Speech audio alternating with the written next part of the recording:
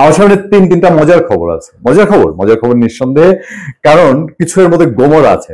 এখন তিনটা খবরই হচ্ছে জাতীয় নাগরিক পার্টি এনসিপি কে নিয়ে। এনসিপি গোপালগঞ্জে গিয়ে গোপালের চক্করে পড়ে একটা মোটামুটি নাকানি চোবানি খেয়েছে। তারা সেনাবাহিনীর সাজোয়া জানে করে পালাতে চেয়েছে এবং পালিয়ে এসেছে শেষ পর্যন্ত। যদিও এনসিপি আজকে বলার চেষ্টা করেছে যে আমরা নিজেরা গিয়ে উঠিনি, ওখানে আইন শৃঙ্খলা বাহিনীর অনুরোধে আমরা সেখানে উঠেছি, মেনে নিয়েছি। এটা নিয়ে আমার কোনো তর্ক নেই, আমি এর আগেও একটা আলোচনায় বলেছি। সমস্ত ভিডিওটা দেখলে বোঝা যায় যে অ্যাটলিস্ট সার্জিস হাসনাত তারা অত একটা ওঠার পক্ষে ছিল না। সার্জিস আগে উঠেছিল, তারপরে আবার হাসনাত উঠে নিয়ে হাসনাতে গিয়ে আবার একরকম জোর করে সার্জিস তুলেছে। এই পর্যায়ে আমার খুব বেশি তাদেরকে টিপ্পণী কাটার কোনো বিষয় নেই। কথা হলো রেজাল্ট কি, বাস্তবতা কি, সত্য কি? আপনি তো পলিটিক্যাল লিডার। সত্য হচ্ছে আপনাকে ওই জানে করে ওখান থেকে পালিয়ে আসতে হয়েছে।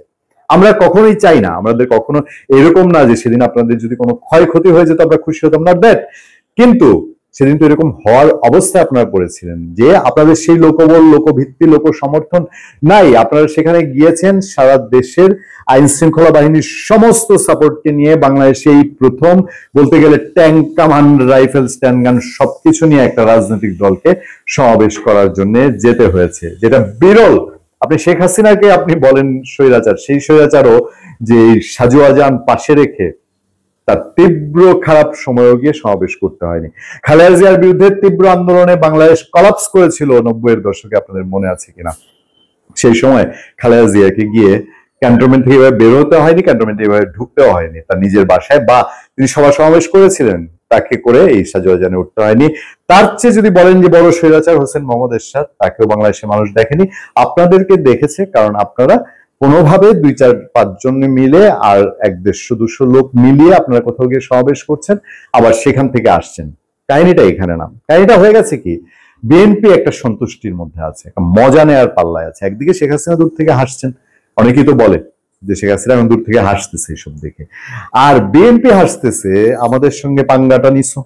এবার বুঝো, কয়দিন আগে না স্লোগান দিলা 1 2 3 4, তারেক রহমানের নামে আপত্তিকর, একদম গানের শোনার মতন, উচ্চারণ করার মতন স্লোগান এনসিপির মাধ্যমে হয়েছে বলে বিএনপি নেতা কর্মীরা বিশ্বাস করে, যে কারণে বিএনপি আবার পাল্টা কিছু স্লোগান দিয়েছে। বিএনপি বলে যে আমাদের নিয়ে যে থাকো নাই, আমাদের সাথে লাগতে আসছো, এর মজা দেখো। গোপালগঞ্জে তো আমাদের যদি শেল্টার থাকতো তাহলে তোমাদের এই পরিস্থিতি হইতো না। ওই যে 3টা খবরের কথা বলে শুরু করেছিলাম, বিএনপি শেল্টার না দিলে ফেসিস্টদের কারণে কোনো জেলায় ঢুকতে পারবে না বলছেন বিএনপির নেতা। দেখেন সেখানে বলা হচ্ছে একটা খবরে, বিএনপির নেতা তিনি খুব জোর দিয়ে বলছে যে বিএনপি শেল্টার না দিয়ে এনসিপি ঢুকতে পারবে না।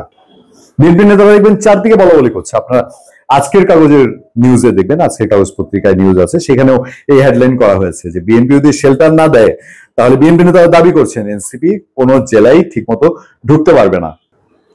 এটা কিন্তু অনেকেই মনে করেন, অনেকেই ধারণা করেন যে গোপালগঞ্জ জামাত বিএনপি সমাবেশ করে, মিছিল করে, মিটিং করে, ওখানে তো এই ধরনের ঘটনা ঘটে না।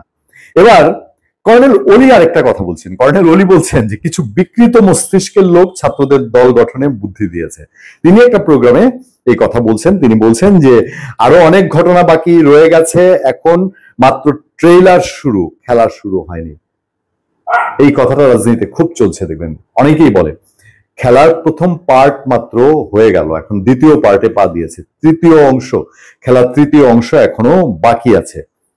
কর্নেল অলি বলছেন যে ছাত্ররা আন্দোলন করেছে, তারা রেভুলেশন গার্ডের মতো একটা কাজ করতে পারতো, ওয়াচডগ অথবা কোথায় কি অন্যায় হচ্ছে আমরা এটার পেছনে লেগে থাকতো।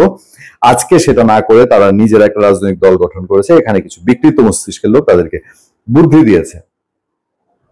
এনসিপির এই ছাত্ররা আগামী 1-2 শতাব্দীর জন্য বাংলাদেশের ইতিহাস হয়ে যেত তারা যদি এই ক্ষমতার ভাগ বাটোয়ারার মধ্যে না যেত।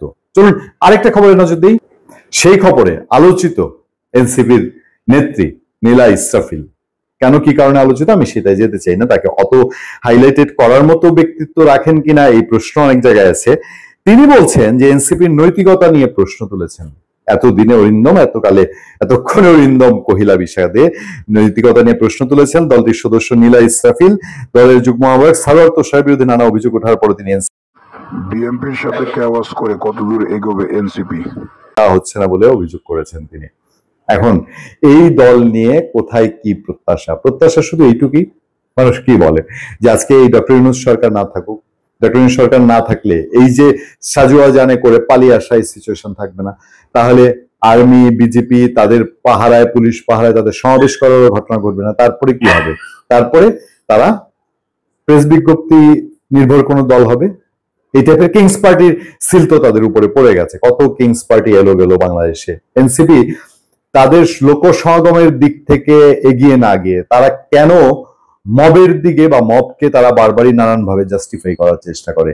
এটা গণমানুষের ক্ষোভ, এটা মব না, এটা সেটা এইসব বলে কেন? শুধুমাত্র এই কয়েকজন মানুষের, যারা এখনো পলিটিশিয়ান হিসেবে সারা বাংলাদেশের আপামর মানুষের মধ্যে ততটুকু জায়গা নিতে পেরেছে কিনা, সেই মানুষগুলোকে হাইলাইটেড করার জন্য বাংলাদেশের এত এত টাকার অপচয়। যে প্রশ্নটা অনেকেই তুলছেন এর মধ্যে, যে গোপালগঞ্জে যে ঘটনা ঘটে গেছে তার মধ্যে দিয়ে সরকারের কত অর্থ ব্যয় হলো। এই একটা রাজনৈতিক দলের জন্য সরকারের কোটি কোটি টাকা ব্যয় করতে হবে? ভালো থাকবেন, সুস্থ থাকবেন। আপনাদের সাথে আমি আতিক রহমান পূর্ণিয়া।